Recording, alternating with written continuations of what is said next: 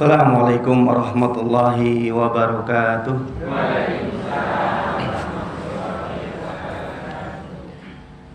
Innal hamdalillah nahmaduhu wa nasta'inuhu wa nastaghfiruh wa na'udzu billahi min shururi anfusina wa min sayyiati a'malina.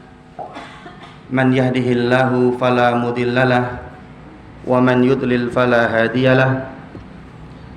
Asyhadu an la ilaha illallah wahdahu la syarikalah wa asyhadu anna Muhammadan abduhu wa rasuluh. Allahumma shalli ala Muhammad. Ya ayyuhalladzina amanu taqullaha haqqa tuqatih wa la tamutunna illa wa antum muslimun.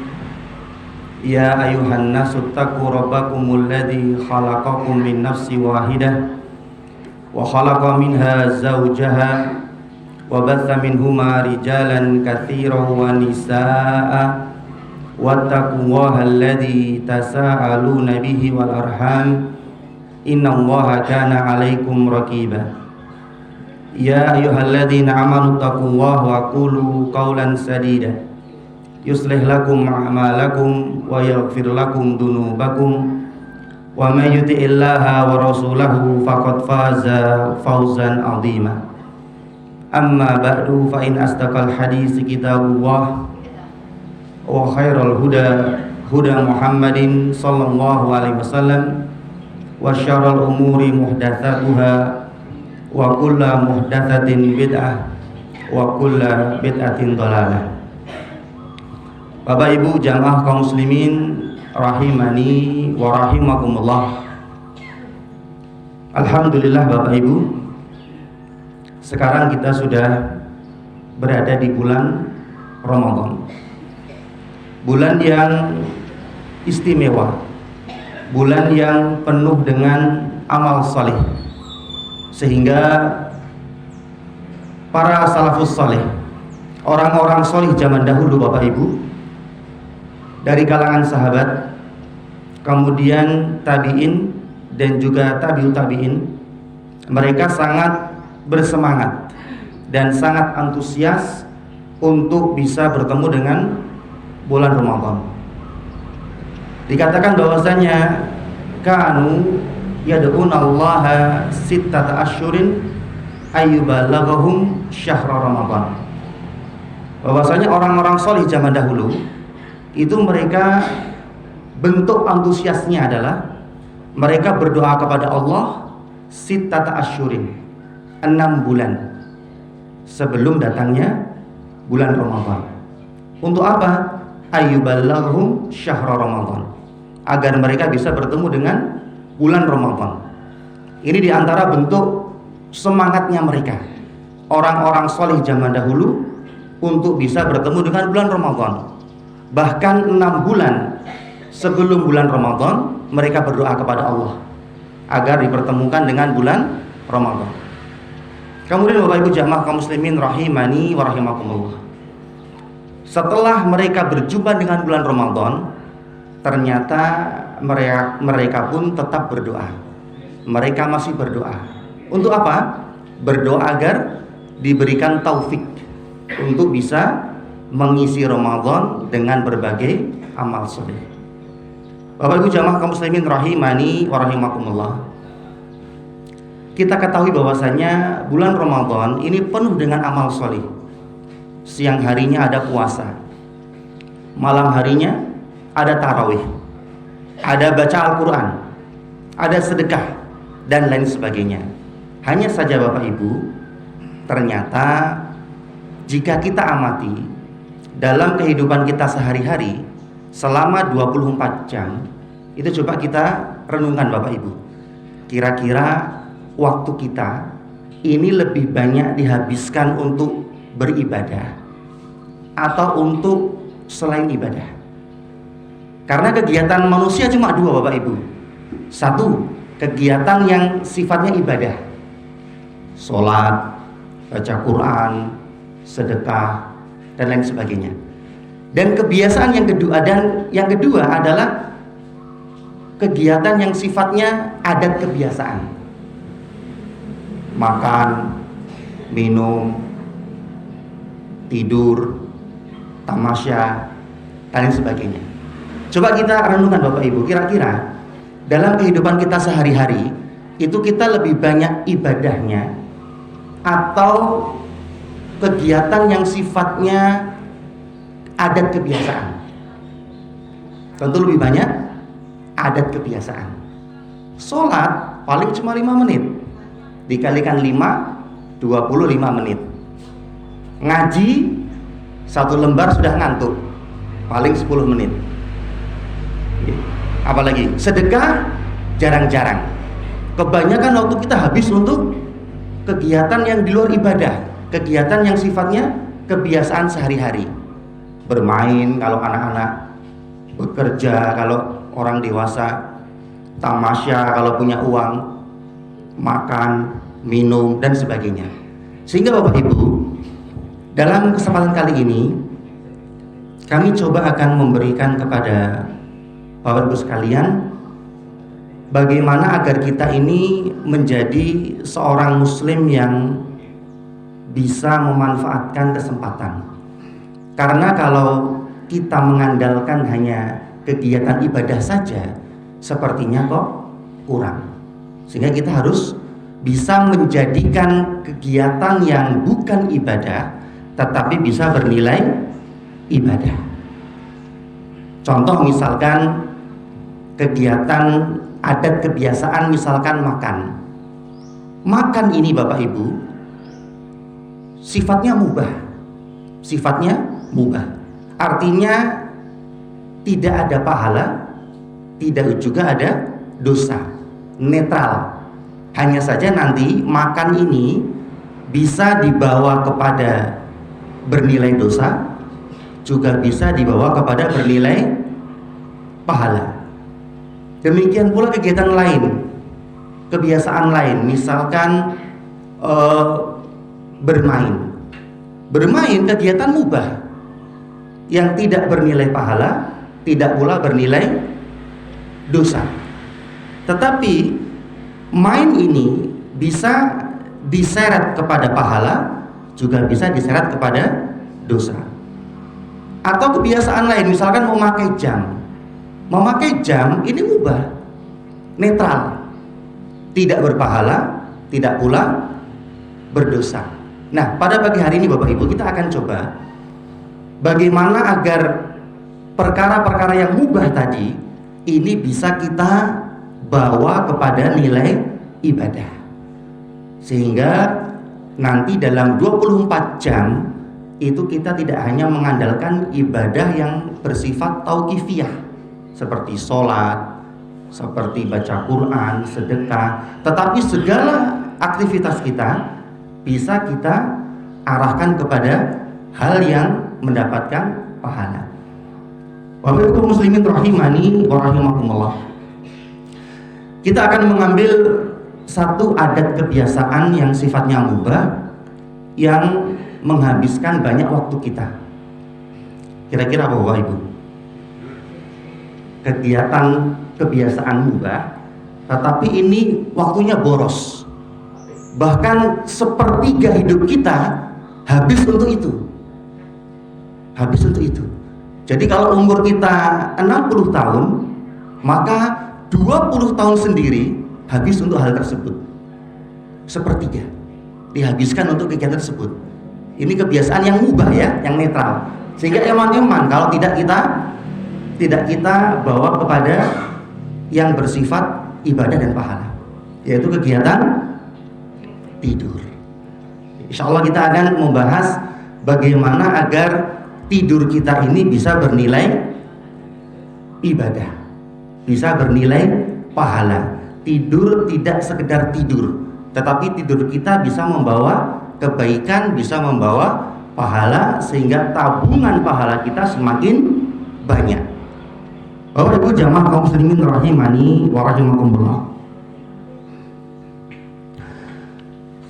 Agar kegiatan mubah bisa bernilai pahala, maka ada sebuah kaidah fikih yang mengatakan al-adatu tanqalibu ibadatin bin niyati as-solihati. al-adatu tanqalibu ibadatin binniyati as-solihati. Kebiasaan ini bisa dirubah menjadi ibadah. Artinya kebiasaan, hal yang mubah kebiasaan bisa bernilai pahala itu dengan syarat yang pertama adalah binniyati as-solihati, dengan niat yang solih.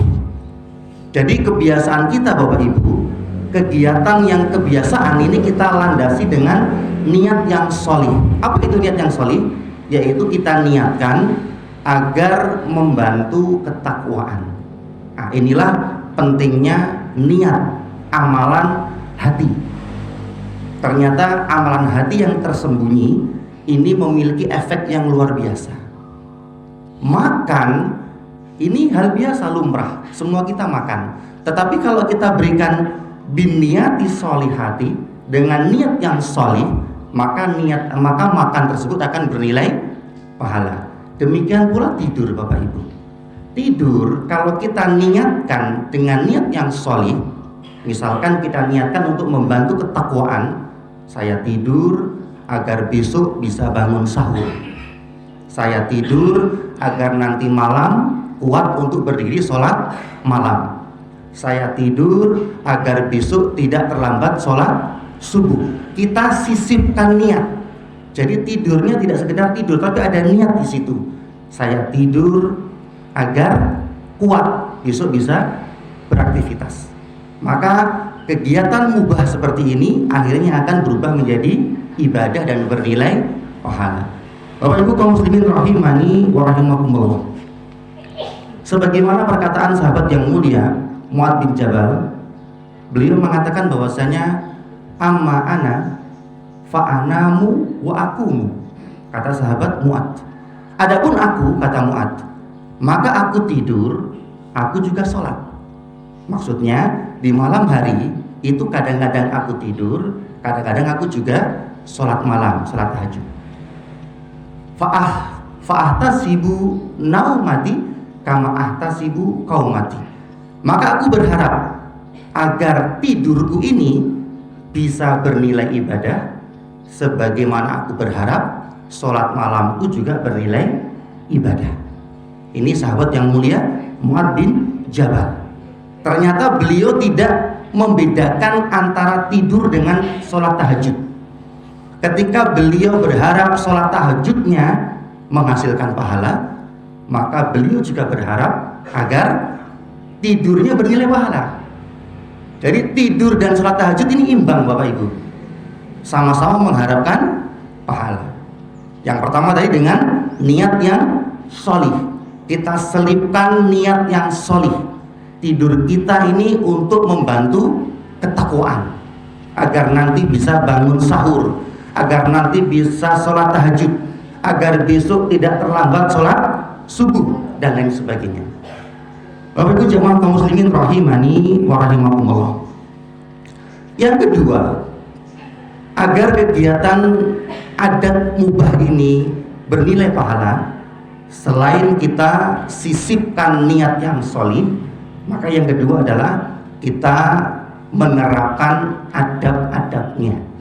Kita terapkan adab-adabnya. Dan ini yang insya Allah kita akan pelajari pada pagi hari ini. Dan nanti bisa kita praktekkan mulai nanti malam.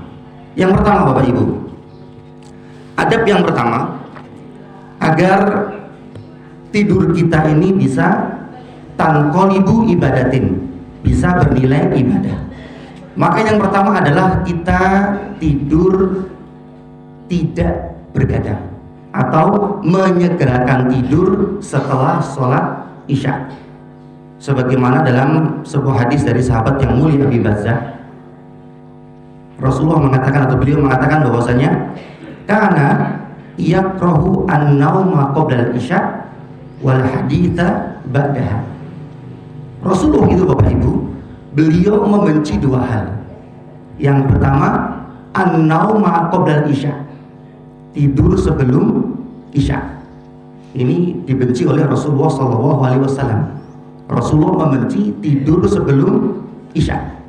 Yang kedua, wal haditha ba'daha, dan ngobrol setelah isya. Ini dua hal yang dibenci oleh Rasulullah. Tidur sebelum isya dan ngobrol setelahnya. Artinya setelah isya itu kita dianjurkan untuk segera tidur, kecuali jika memang ada udzur syar'i. Misalkan kita butuh untuk belajar setelah isya, ya silahkan. Atau kita butuh ada rapat RT, ya silahkan. Atau kita butuh untuk jaga ronda, ya silahkan. Tetapi ketika tidak ada udzur, maka dianjurkan agar setelah isya itu tidur, menyegerakan untuk tidur. Kenapa? Karena tidur di awal malam itu membawa banyak manfaat. Di antaranya adalah kita memiliki waktu tidur yang cukup sehingga bisa untuk sholat malam, atau minimal tidak terlambat bangun subuh. Ini kalau kita menyegerakan tidur setelah isya. Wahai kaum muslimin rahimani wa rahimakumullah. Ini adab yang pertama. Adab ketika kita tidur, yaitu menyegerakan tidur ketika setelah sholat isya, kecuali kalau ada udzur, ada keperluan. Kemudian Bapak Ibu jamaah kaum muslimin rahimani wa rahimakumullah. Yang kedua,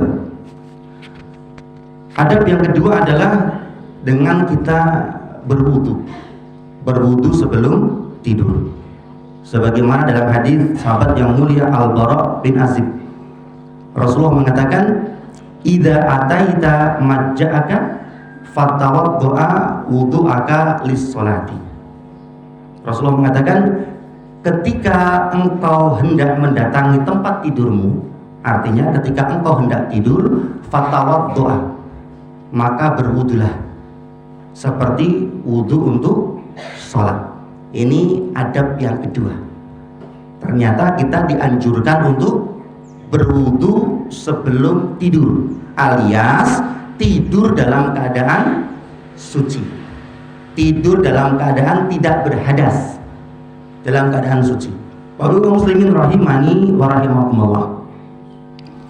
Di antara manfaat tidur dalam keadaan bersuci adalah dalam hadis yang lain dari sahabat yang mulia Abdullah bin Umar, bahwasanya seseorang yang tidur dalam keadaan berwudu, maka malaikat akan memintakan ampunan untuknya.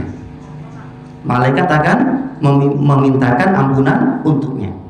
Bapak Ibu coba kita bayangkan, ketika kita didoakan oleh seorang ustadz, atau kita didoakan oleh seorang kiai, ini betapa gembiranya hati kita, karena kita tahu kiai adalah orang yang solih, dan doa dari orang yang solih adalah doa yang mustajab. Apalagi yang mendoakan malaikat, makhluk yang taat kepada Allah, tidak pernah berbuat maksiat. Ini terjadi ketika kita tidur dalam keadaan suci, dalam keadaan berwudu. Malaikat akan memintakan ampun untuk kita. Ini Masya Allah, sungguh luar biasa. Sehingga tidur kita bukan tidur biasa, tapi tidur yang diiringi dengan doa dari malaikat. Malaikat mengiringi doa agar Allah mengampuni dosa-dosa kita. Bapak Ibu jamaah kaum muslimin rahimani wa rahimakumullah. Ini adab yang kedua, berwudu. Dan insya Allah ini ringan, bisa kita terapkan dalam kehidupan kita sehari-hari.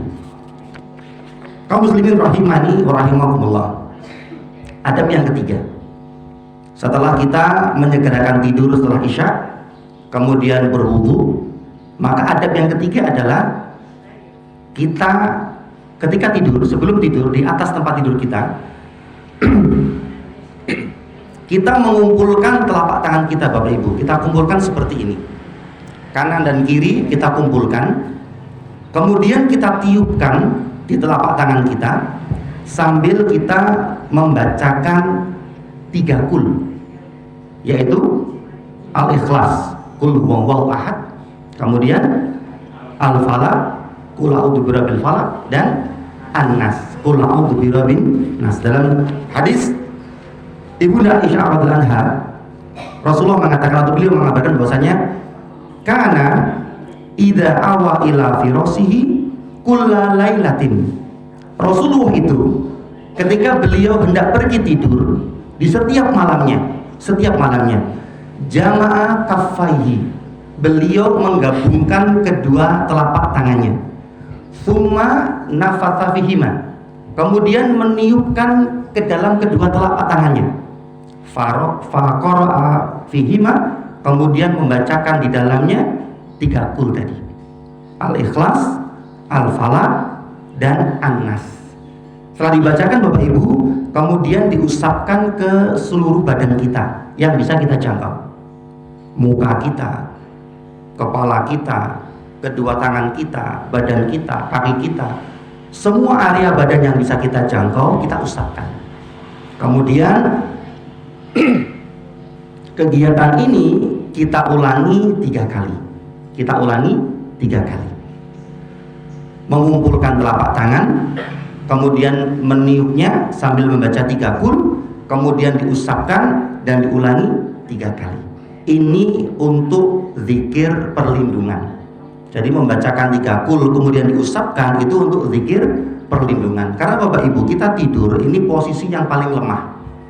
1, kita tidak sadar. Yang kedua, dalam kondisi yang lemah, kita tidak punya tenaga, sehingga ancaman sedikit saja bisa membahayakan diri kita. Baik ancaman dari binatang berbisa, ancaman dari orang yang jahat, ancaman dari jin, ancaman dari sihir, dan lain sebagainya. Sehingga kita perlu untuk zikir perlindungan. Maka diantaranya dengan membaca 3 qul tadi Bapak Ibu, dibacakan, diusapkan ke tubuh kita, diulangi selama 3 kali. Insya Allah ini sebagai zikir perlindungan, dan ini diamalkan oleh Rasulullah hingga menjelang beliau wafat. Ketika beliau menjelang wafat dalam kondisi yang sangat lemah, maka perbuatan seperti ini diwakilkan oleh istri beliau, Aisyah radhiyallahu anha. Aisyah yang mengumpulkan tangan beliau, kemudian Aisyah yang membacakannya, kemudian Aisyah yang memasapkannya. Kita bayangkan, bahkan sampai kondisi beliau menjelang wafatnya, beliau masih mengamalkan adab yang ketiga ini, membacakan 3 qul di tangan kita, kemudian mengusapkan ke seluruh tubuh. Bapak Ibu jamaah kaum muslimin rahimani wa rahimakumullah. Kemudian adab yang keempat, setelah kita tadi menyegerakan tidur setelah isya, kemudian berwudu, kemudian membaca 3 qul dan diusapkan ke tubuh kita. Yang keempat, ini juga termasuk zikir perlindungan, yaitu kita membaca surat ayat kursi. Sebagaimana dalam hadis yang panjang dari sahabat yang mulia Abdurrahman bin Sakhr, atau sahabat yang bernama Abu Hurairah. Suatu ketika Bapak Ibu, sahabat Abu Hurairah ini diberikan tugas oleh Rasulullah untuk menjaga zakat Ramadan, zakat fitrah. Kemudian ketika beliau menjaga zakat ini di malam hari, tiba-tiba datang seseorang yang menumpahkan makanan, karena zakat fitrah berupa makanan, ditumpahkan kemudian diambil oleh dia. Maka oleh Abu Hurairah orang ditangkap kemudian diancam, sungguh saya akan menyerahkan engkau kepada Rasulullah SAW. Tapi kemudian orang ini dia memelas, tolong jangan tangkap saya mencuri karena terpaksa, keluarga saya di rumah membutuhkan makanan ini. Maka Abu Hurairah merasa kasihan dan orang tersebut dilepaskan. Pagi harinya Abu Hurairah melaporkan kejadian ini kepada Rasulullah. Rasulullah, tadi malam ada kejadian begini. Maka Rasulullah mengatakan orang itu berdusta dan nanti malam dia akan datang lagi. Maka betul, Abu Hurairah pun pada malam harinya ditunggu, dan betul orang itu datang lagi, kemudian menumpahkan makanan dan mengambilnya lagi. Ditangkap lagi oleh Abu Hurairah. Sungguh kamu akan saya laporkan kepada Rasulullah. Dan lagi-lagi orang ini memalas, jangan tangkap saya mencuri karena terpaksa. Maka Abu Hurairah untuk yang kedua kalinya beliau merasa kasihan, dilepas lagi. Besok paginya Abu Hurairah lapor kepada Rasulullah. Rasulullah, ternyata betul, tadi malam orangnya datang lagi. Kemudian saya lepas. Maka Rasulullah mengatakan, itu orang pendusta, nanti malam akan datang lagi. Dan betul, di malam yang ketiga, ketika Abu Hurairah sedang menjaga zakat Ramadan, datang orang itu lagi. Maka ditangkap lagi oleh Abu Hurairah dan beliau mengatakan, ini sudah yang ketiga kalinya kamu datang dan mencuri, maka sungguh saya akan membawamu kepada Rasulullah. Maka orang tadi lagi-lagi memelas, tolong jangan tangkap saya akan ajarkan kepada engkau sebuah zikir yang akan memberikan perlindungan di setiap malam. Kemudian orang itu mengatakan, idza awaita ila firasika faqra ayatal kursi. Jika engkau hendak pergi tidur, maka bacalah ayat kursi, kata orang tersebut.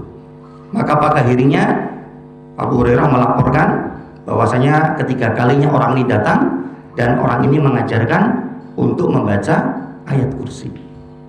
Maka Rasulullah mengatakan, orang tersebut berkata benar walaupun sejatinya dia adalah pendusta, dan orang tersebut adalah syaitan. Ternyata orang yang mencuri zakat Ramadan dan mengajarkan ayat kursi adalah syaitan dari golongan jin. Baru kaum muslimin rahimani wa rahimakumullah. Maka inilah adab yang adab yang keempat, termasuk zikir perlindungan, yaitu kita membaca ayat kursi. Insya Allah ringan dan semua kita menghafalnya. Bapak jamaah kaum muslimin rahimani wa rahimakumullah. Kemudian adab yang ke berapa Bapak Ibu? 5 nggih. Tadi yang pertama apa?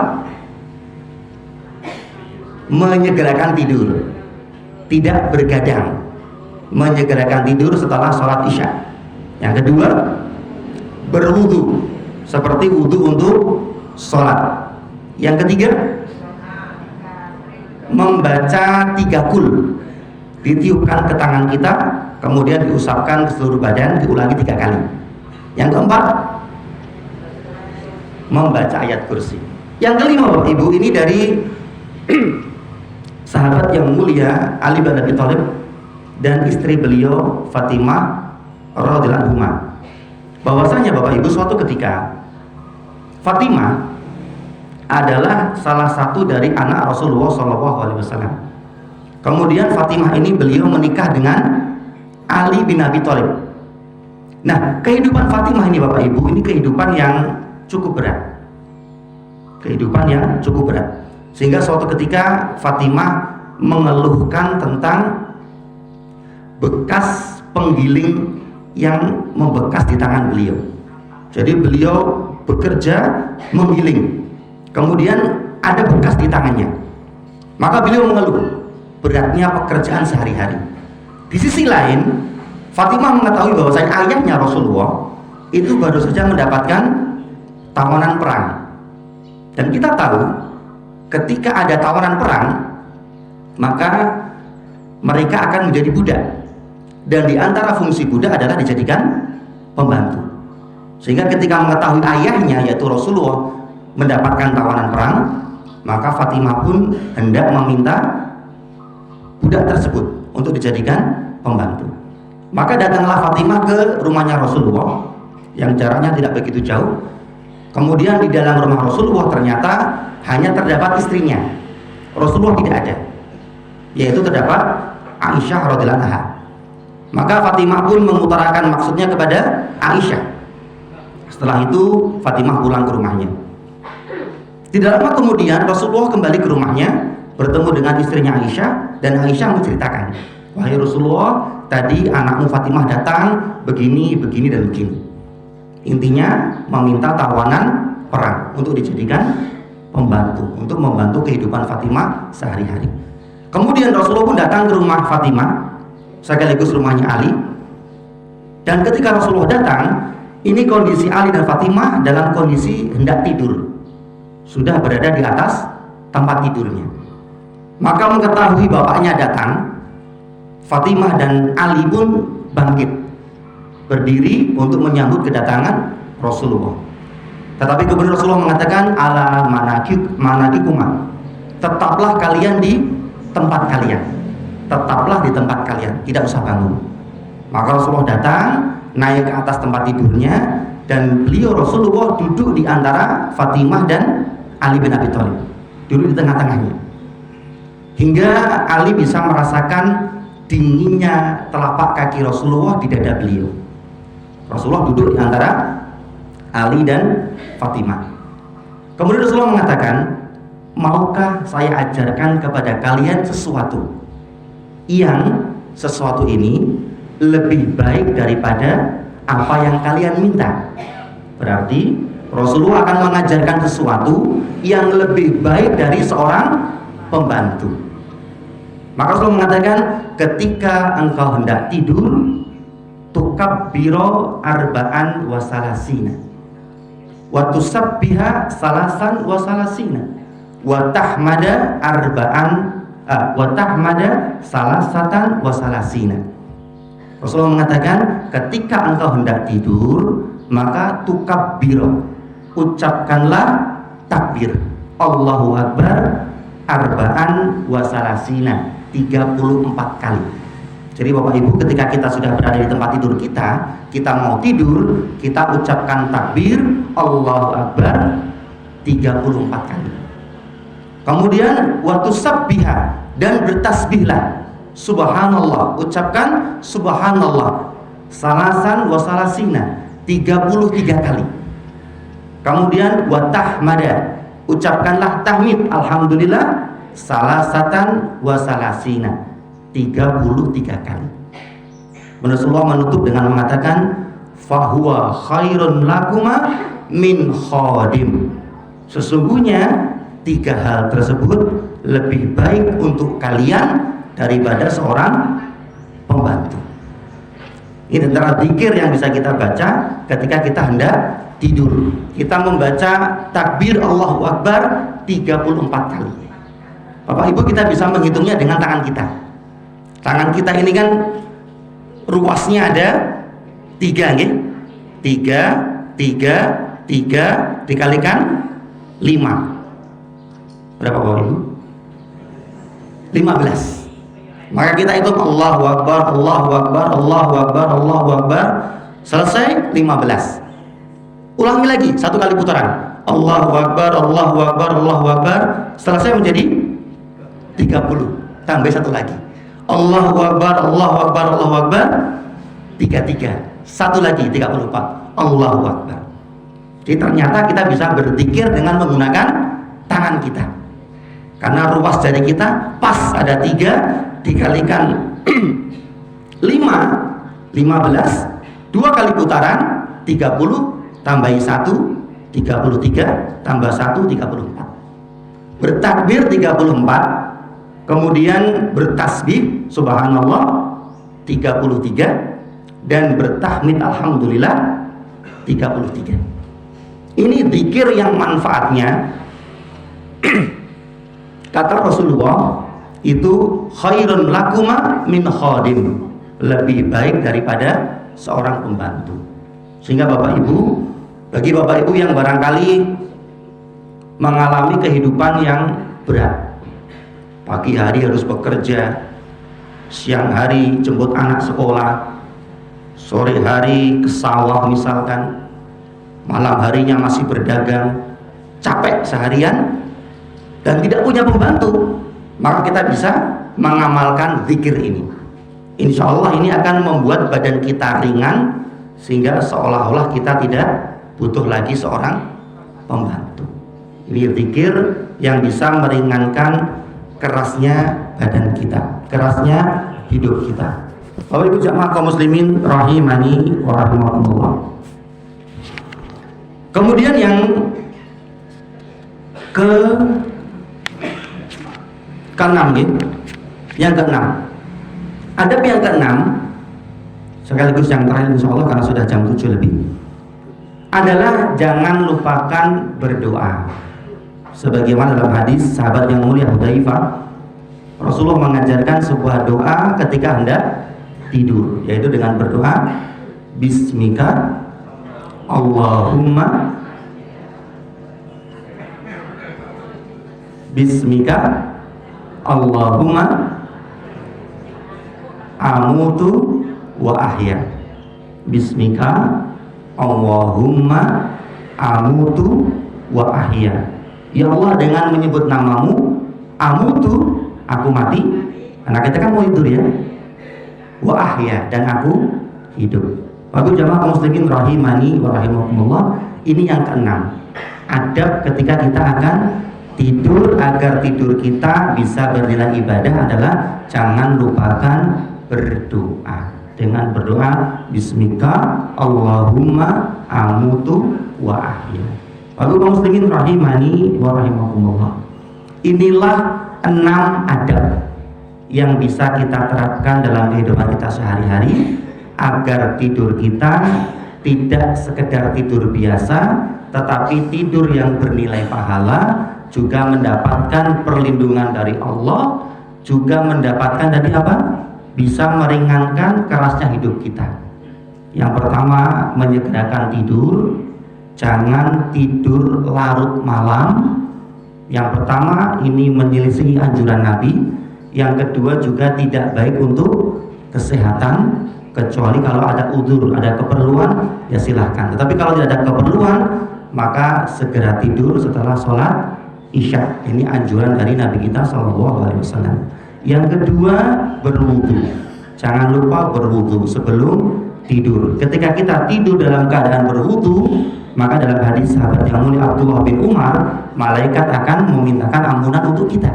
Dan insya Allah wudu ini ringan Bapak Ibu, 1 menit selesai.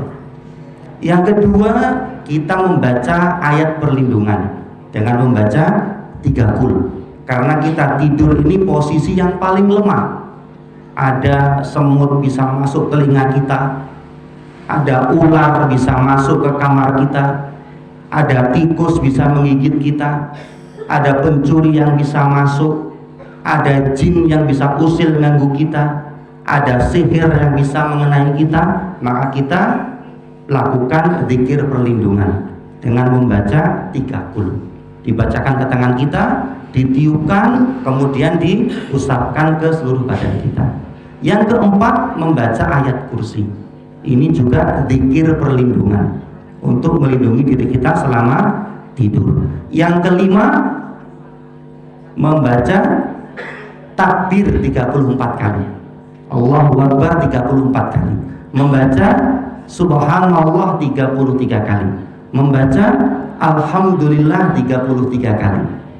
Ini faedahnya adalah bisa meringankan kerasnya hidup kita, lebih baik daripada seorang pembantu. Dan yang terakhir, yang keenam, ditutup dengan berdoa Bismika Allahumma amutu wa ahya. Insya Allah Bapak Ibu, dengan kita menghadirkan niat bin niyati solihati, niat yang solih, saya tidur untuk membantu ketakwaan, untuk membantu ketaatan. Saya tidur agar nanti bisa bangun tahajud. Saya tidur biar nanti tidak luput dari sahur. Saya tidur biar nanti bisa bangun sholat subuh. Saya tidur biar besok bisa bekerja. Kita niatkan, kita sisipkan niat, tidur kita yang tadinya bersifat mubah bisa bernilai ibadah. Kemudian yang kedua, terapkan ke-6 adab tadi.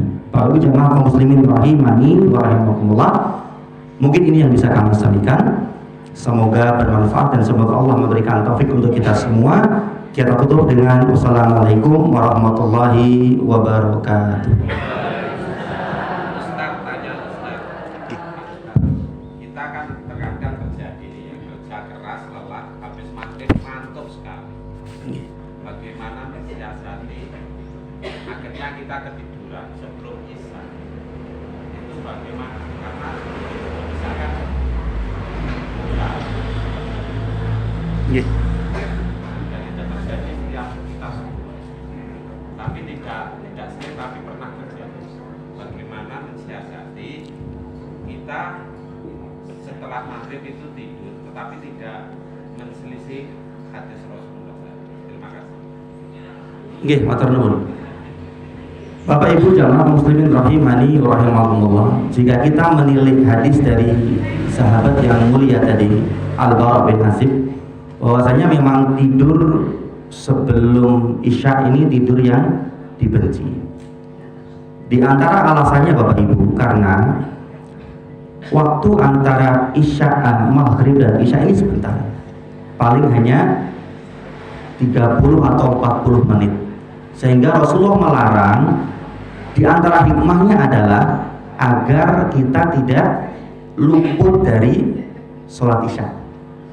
Karena Bapak Ibu, waktu sholat Isya, kapan kita bisa sholat Isya Bapak Ibu? Awal sholat Isya itu adalah ketika mega merah di sisi barat sudah hilang. Jadi kalau sore hari matahari tenggelam, tetapi kan di sebelah barat masih ada awan merah. Ini belum boleh sholat Isya, ini waktu sholat Maghrib. Ketika awan merah tadi hilang, gelap total sudah, maka ini awal sholat Isya. Sampai kapan Bapak Ibu? Sampai kapan? Insya Allah pendapat yang rajih adalah waktu Isya itu sampai pertengahan malam.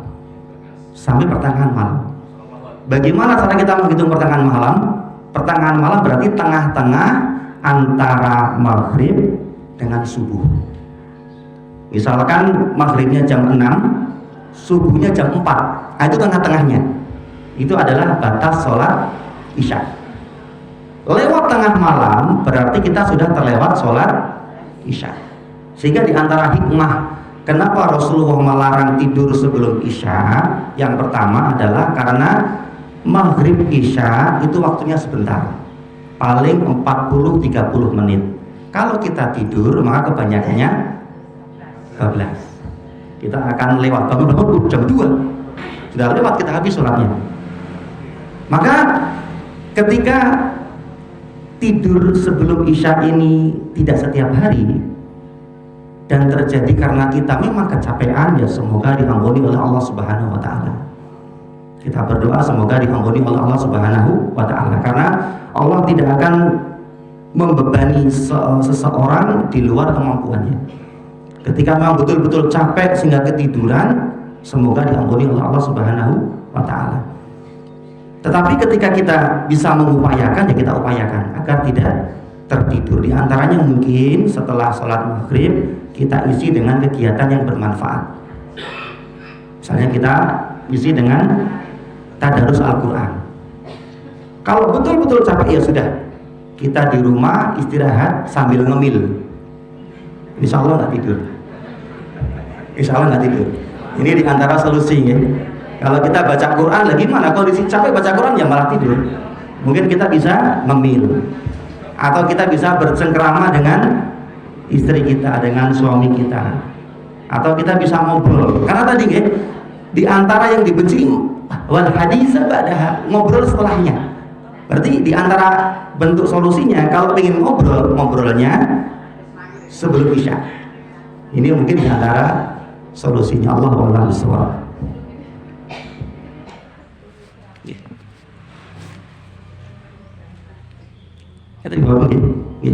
Assalamualaikum warahmatullahi wabarakatuh.